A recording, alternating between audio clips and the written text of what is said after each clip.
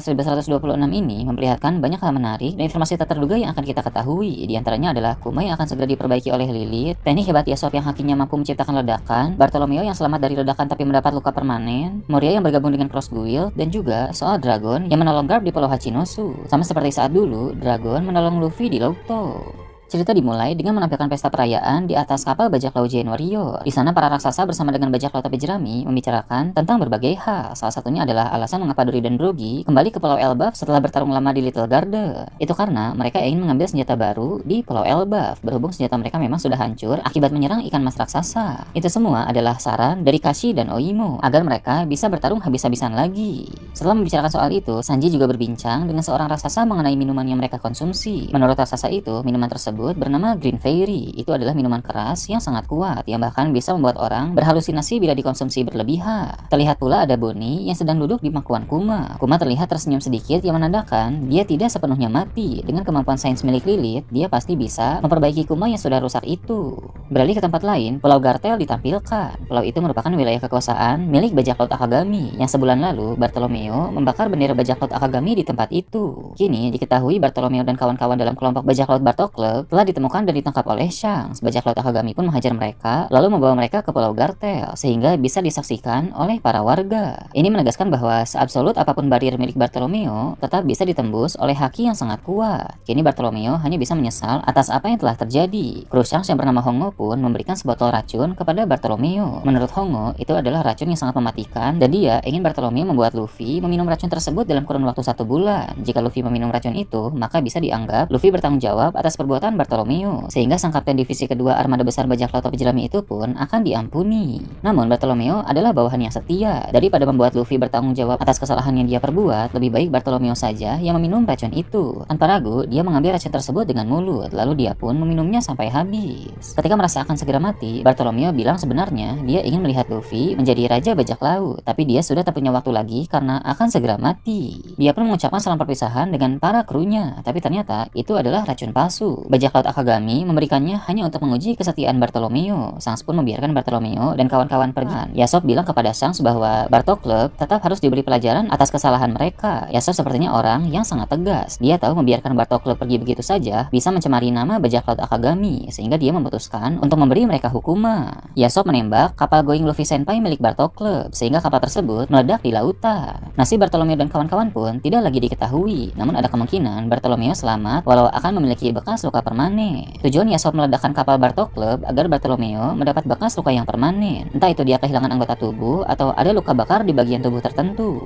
Niat Yasop memang hanya ingin membuat Bartolomeo mengingat kejadian ini, bukan benar-benar membunuhnya. Jika Yasop berniat membunuh Bartolomeo, dia pasti sudah mengincar kepala atau jantung. Kemampuan Yasop ini juga sangat menarik untuk dibahas. Sangat luar biasa melihat satu tembakan dari senapan bisa membuat satu kapal hancur. Memang belum diketahui apakah Yasop menembak dengan peluru khusus atau tidak, tapi kemungkinan besar itu adalah peluru biasa yang diperkuat dengan haki. Sampai sejauh ini, semua misteri haki belum terungkap semua. Mungkin memang ada cara tertentu dalam menggunakan Bushoshoku haki untuk membuat peluru memiliki daya hancur besar, sehingga bisa menghasilkan ledakan seperti tembakan Yasop. Kabar tentang kehancuran Bartok Club di tangan Shanks dan kawan-kawan pasti akan tersebar dengan cepat, karena kejadian itu disaksikan oleh banyak orang. Publik pun menafsirkan berita itu sebagai konflik besar antara dua kelompok Yonko, yakni bajak laut Akagami dan bajak laut topi jerami. Karena walau aksi Bartolomeo di luar pengetahuan Luffy, tapi tetap saja secara status dia adalah bawahan Luffy. Publik tidak tahu soal kedekatan Luffy dan Shanks, sehingga mereka berasumsi bahwa sebentar lagi pertarungan antara kelompok Yonko Luffy melawan kelompok Yonko Shanks akan segera terjadi. Terlebih khusus Morgans yang akan melebih-lebihkan berita ini.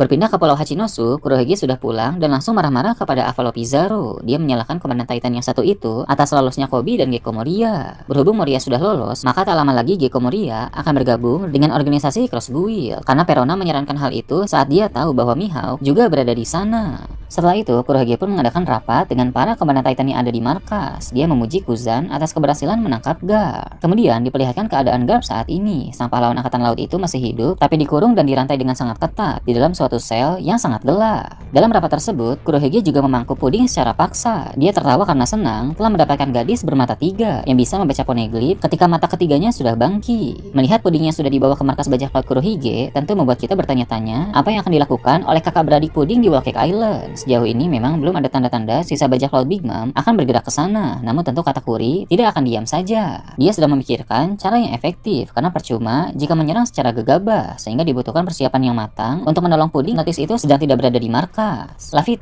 kini berada di markas Navy Umid Shipping. Itu adalah perusahaan pelayaran milik salah seorang kaisar dunia bawah bernama Umi. Dari sana, Laffy mengawasi pergerakan pasukan revolusi dalam menghancurkan kapal-kapal suplai pemerintah dunia. Menurut Laffy, strategi pasukan revolusi berjalan dengan baik. Bahkan bajak laut Kurohige pun mengakui bahwa strategi Dragon sangat cerdas. Gondola untuk mengangkat orang atau benda ke atas Red Line juga berhasil disabotase, sehingga setiap kali ada bahan makanan yang diangkut ke sana, maka akan langsung dihancurkan. Lalu, pengiriman suplai di berbagai tempat pun sudah terhenti, sehingga Laffy menduga para Tenryubito sedang sangat kelaparan. Untuk pertama kalinya, para Tenryubito yang biasanya bisa mendapatkan apapun yang mereka mau, kini merasakan kelaparan massal. Kurohige pun meminta Laffy untuk terus fokus dan bersiap-siap, karena mereka punya rencana besar. Rencana Kurohige akan seperti ini. Mereka akan menawarkan bantuan kepada pemerintah dunia untuk mengatasi masalah suplai makanan. Mereka akan berbisnis dengan Umid untuk membawakan bahan-bahan makanan bagi pemerintah dunia. Lalu mereka pun akan menangani para anggota pasukan revolusi yang menghancurkan kapal suplai. Sebagai imbalan, Kurohige ingin menjadikan Pulau Hachinosu sebagai negara resmi dan dia akan menjabat sebagai raja. Tak hanya menawarkan bantuan untuk masalah suplai, tapi Kurohige juga bisa bernegosiasi untuk mengembalikan Garp. Jadi ada dua penawaran yang dapat dia ajukan.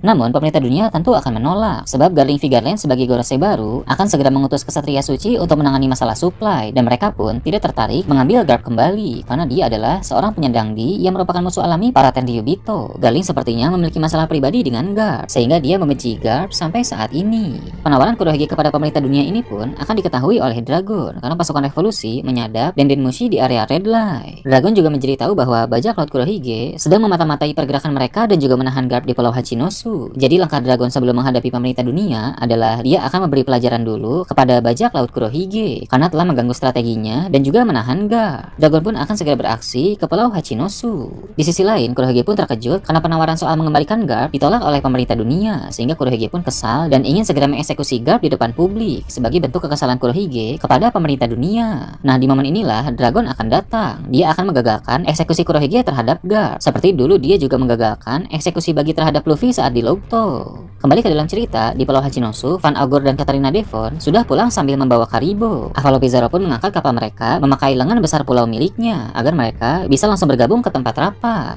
Kembali beralih ke kapal bajak laut Giant Warrior, sudah 2 hari mereka meninggalkan Pulau Egghead, tapi mereka belum bisa ke Elbaf karena ada suatu insiden yang misterius. Ketika semuanya sedang tidur, kapal Tosan Sunny menghilang. Bahkan Luffy, Zoro, Sanji, Nami, Usopp, dan Chopper pun ikut menghilang dengan kapal itu. Para kru lain bersama Lilith, Bonnie, dan para raksasa masih di kapal bajak laut Giant Warrior. Setelah mereka bangun, mereka bingung kemana perginya Luffy dan 5